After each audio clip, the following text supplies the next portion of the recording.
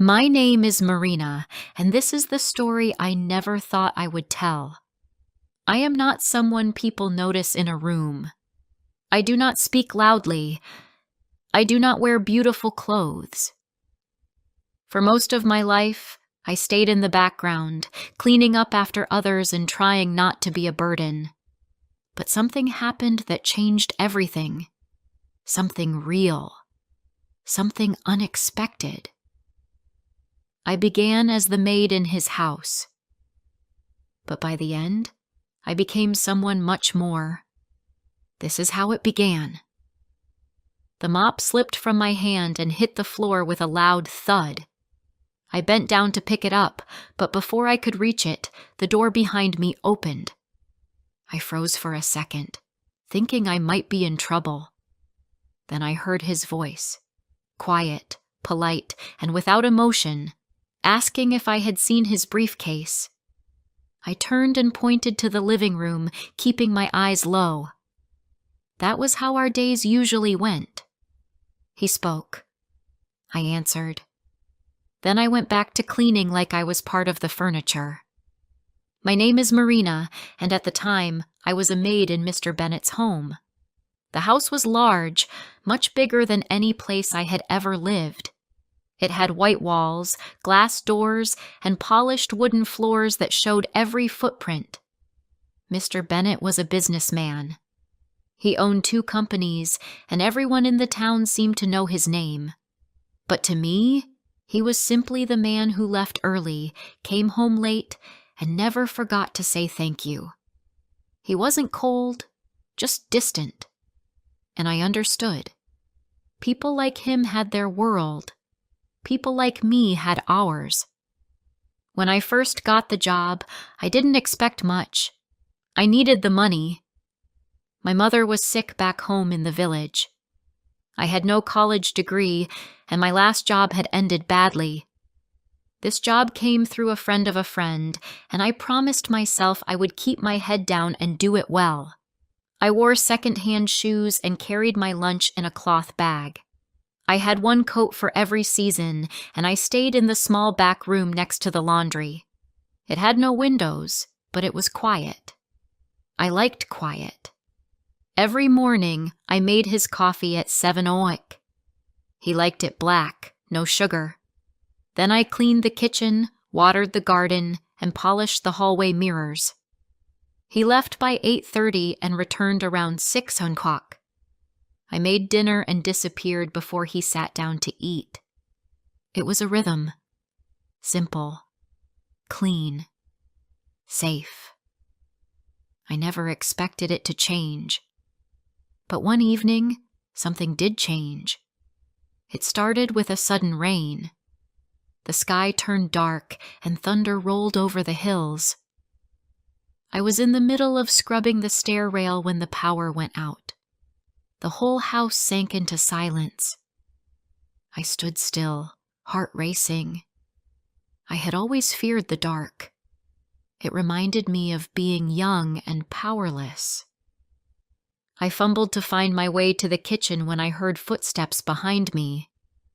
I turned and saw him holding a candle. His face, usually hidden behind shadows and distance, looked soft in the flickering light.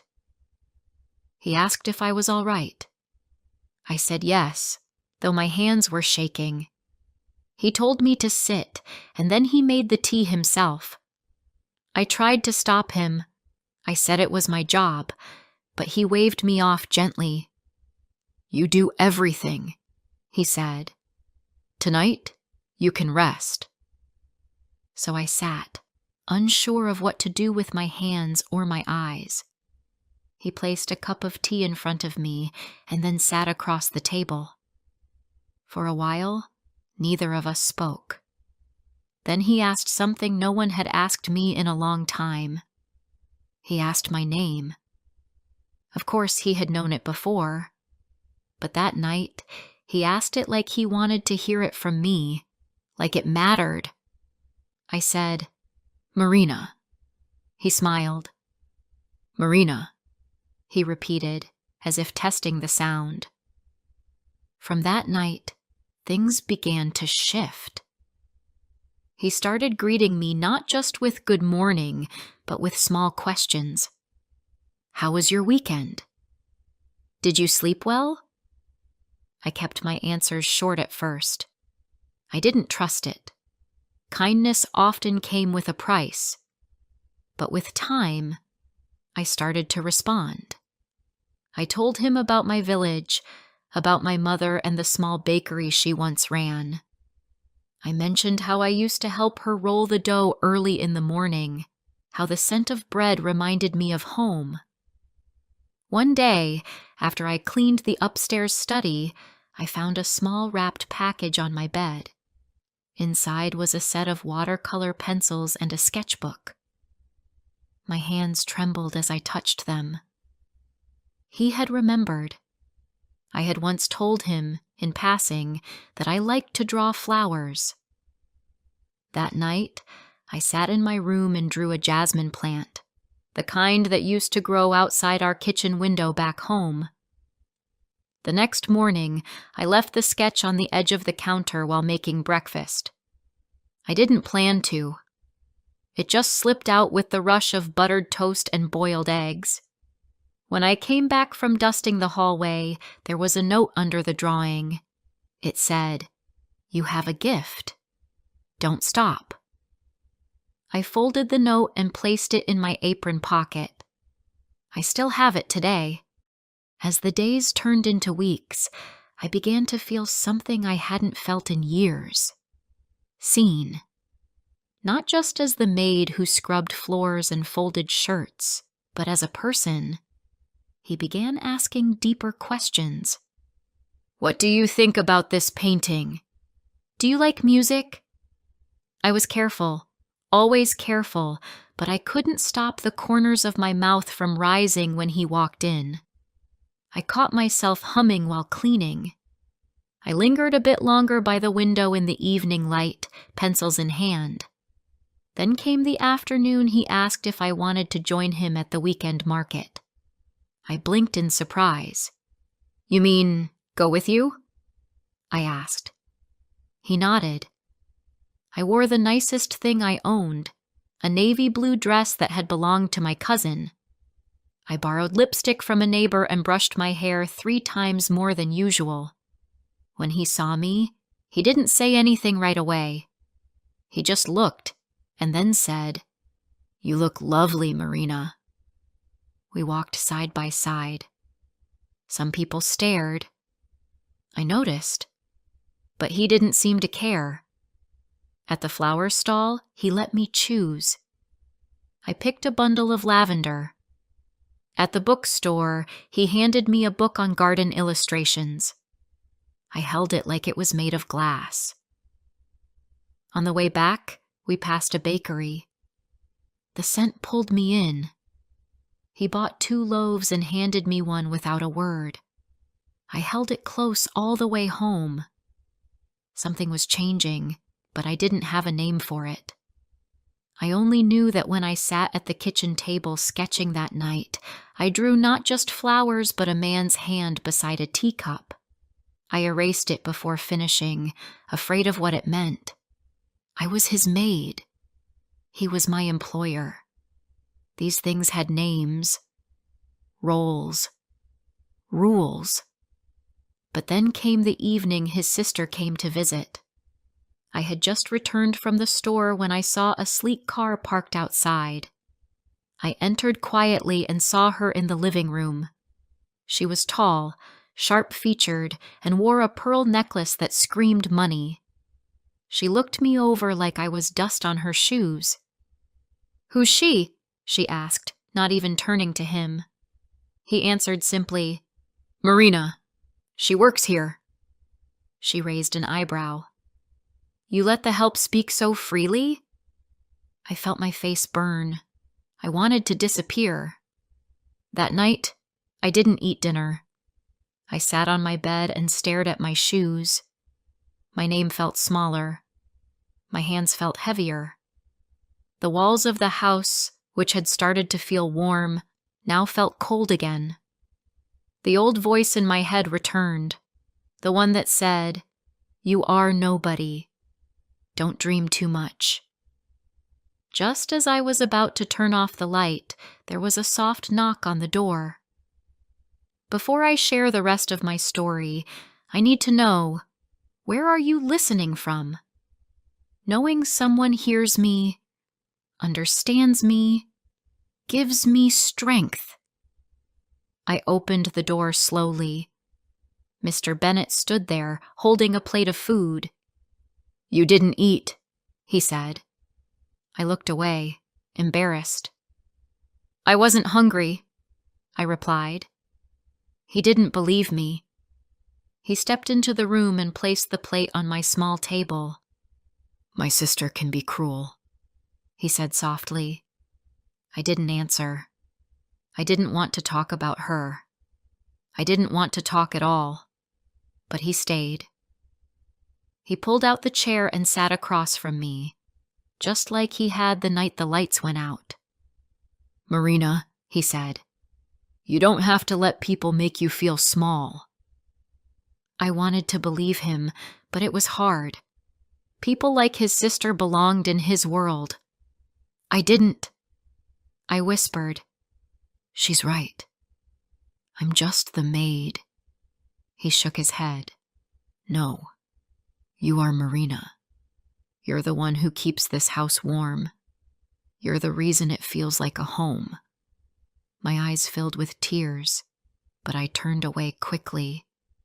I didn't want him to see me cry. He stood and touched my shoulder gently. Don't let her steal your light, he said. Then he left, closing the door softly behind him.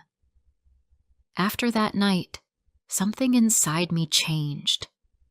I still worked hard, cleaning, cooking, watering the plants, but my spirit was quieter. I stopped sketching for a few days. I avoided the mirrors. I kept my music off. He noticed. He asked if everything was okay. I said yes, but he didn't believe me. One afternoon, he returned from work earlier than usual. I was in the kitchen preparing soup. He sat at the counter and watched me. You haven't smiled all week, he said. I kept chopping the carrots. I've just been tired, I replied. He stood up, walked over, and gently took the knife from my hand. Let's go somewhere, he said. Now? I asked, surprised. Yes, right now.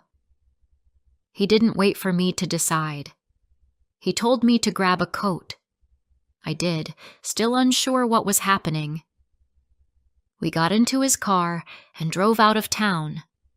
The road twisted through quiet fields and old stone fences. After about an hour, we reached the coast. The sea was calm, and the sky had turned soft with evening light.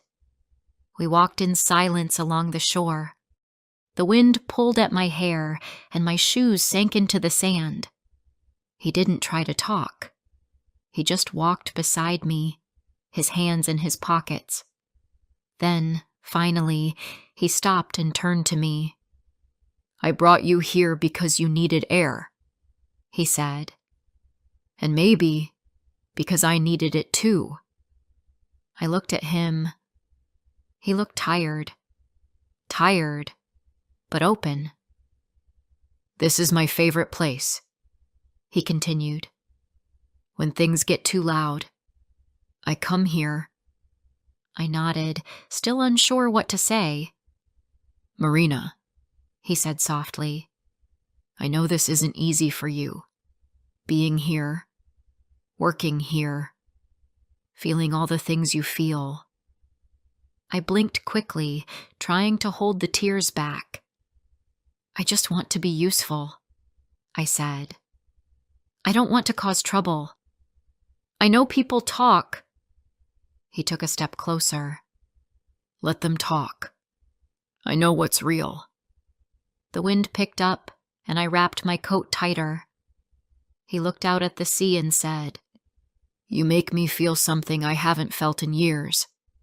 Peace. Joy. Something real. I didn't speak. My heart was beating too fast. Marina, he said, looking at me again. I care about you. I think you know that. I nodded, slowly. I did know. I had known for some time, but hearing him say it made my breath catch. He reached for my hand. His fingers were warm and steady. Let's not rush anything, he said. I don't want to scare you, but I do want you to know I see you, at all of you. I looked down at our hands. I've never felt this before, I admitted. Me neither, he said. We stood like that, quiet and still, while the sky darkened and the stars began to show. Back at the house, things felt different again. Lighter. He smiled more. I hummed again while I worked. I even returned to sketching. One evening, I left a drawing of the sea on the table. The next day, I found a flower pressed inside the sketchbook. A note beside it said, "For the artist who made me feel again." I pressed the note to my chest and closed my eyes. But the world outside our quiet moments didn't stay silent. One morning, as I walked to the market, I noticed two women whispering. One of them pointed at me. When I got to the bread stall, the vendor gave me a strange look. I brushed it off and hurried home. That evening, I found out why. Mr. Bennett showed me a magazine. On the cover was a picture of us walking side by side at the market. The headline read, "The Maid and the Millionaire." My stomach dropped. He looked at me carefully. "I didn't know they took this," he said. "I'm sorry." I shook my head. "It's not your fault."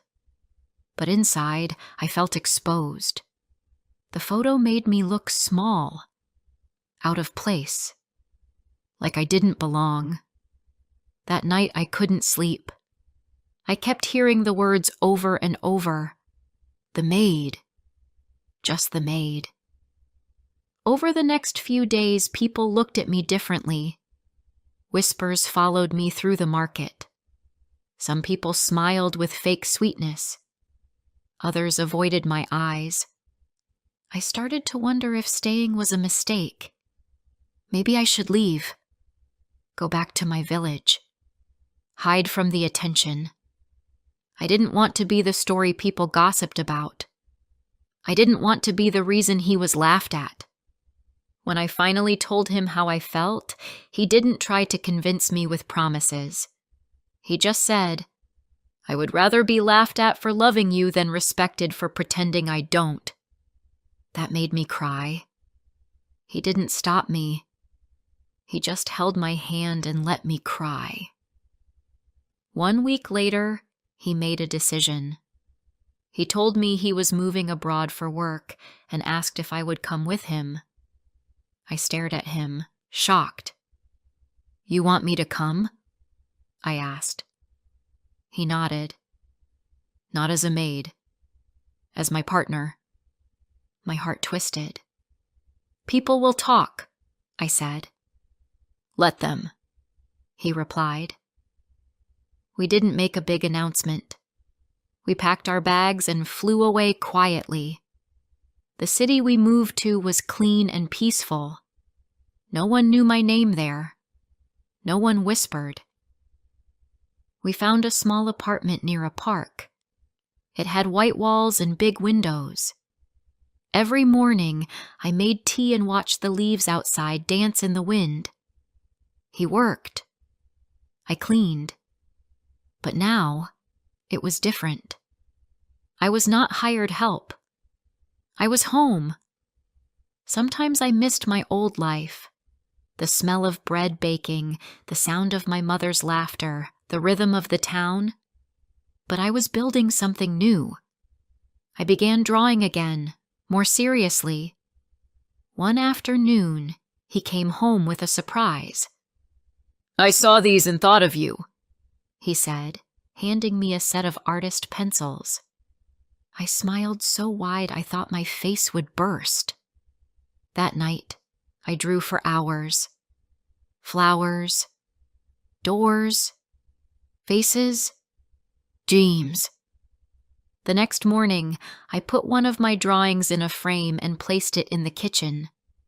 When he saw it, he paused, then said, "You should show these to the world." I laughed softly. "Maybe one day," I said. But deep inside, something was waking up. Not just love, not just belonging, but a new kind of confidence. One morning at the market, I saw a sign for a weekend art fair. Artists were invited to set up small tables and sell their work. I walked past it at first, too nervous to consider it. But that night, I told Mr. Bennett about it. He looked at me, then said, "You should go. You have nothing to lose." I shook my head. "I'm not a real artist." He took my hand and said, "You are. You just haven't believed it yet." The next weekend, I woke up early and packed my drawings carefully in a cloth bag. I had 5 pieces I was proud of. I borrowed a folding table from our neighbor and set it up under a shady tree. At first, people only glanced. A few smiled politely. I stood behind the table with my hands folded, trying not to shake. Then a young girl stopped and pointed at a drawing of a window with flower pots. "I like this one," she said. "It feels like a dream." Her mother bought it. My first sale. I smiled all day. After that, I began going every weekend. I framed more drawings. I even started painting small cards. People stopped more often. They asked where I was from. I told them, "I used to work as a maid," I'd say, simply. One woman smiled and said, "That's honest work." That day, I felt something lift from my chest, like I didn't need to hide anymore. The art money wasn't much, but it felt powerful.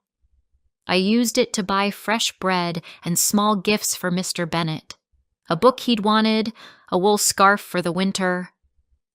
I didn't tell him at first, but one evening, he found the coins in a glass jar by the window. "Is this from the art?" he asked. I nodded. He hugged me and whispered, "I'm so proud of you." Sometimes I sat at the window and watched the world go by. I didn't feel like a stranger anymore. I didn't feel like I was pretending. I was just Marina. I made tea in the mornings. I painted in the afternoons. I laughed more. I missed my mother, but I called her every week. She said my voice sounded happier. Then one winter afternoon, Mr. Bennett came home with news. "My company wants to send me to another city," he said. "It's a bigger job. More responsibility." I looked at him carefully. "Do you want to go?" He nodded. "But not without you." I smiled. "Then I'm ready." We moved again, this time to a place with hills and snow. The air was colder, but the city was kind. We found a cozy apartment above a bakery. Every morning, the scent of bread filled our kitchen. I found a new art group nearby. The women there were warm and full of stories. One of them said, "You have soft hands. You must paint with your heart." I blushed. It was the nicest thing anyone had said to me. Months passed. Then one evening, I heard a knock on the door. When I opened it, my heart nearly stopped. My mother stood there with a small suitcase and a nervous smile. It was her first time on a plane. Her eyes scanned the room, then landed on me. "You look different," she said. I hugged her tightly. "I feel different." During her visit, we cooked together and shared stories from home. I showed her my drawings. I took her to the market. She held my hand the whole time. One morning, she looked at me across the kitchen table and said, "You were never just a maid. You always had something special. I'm glad the world sees it now." After she flew home, I felt a quiet kind of peace. My past hadn't vanished. It had shaped me, but it no longer defined me. I was no longer hiding. I was no longer afraid.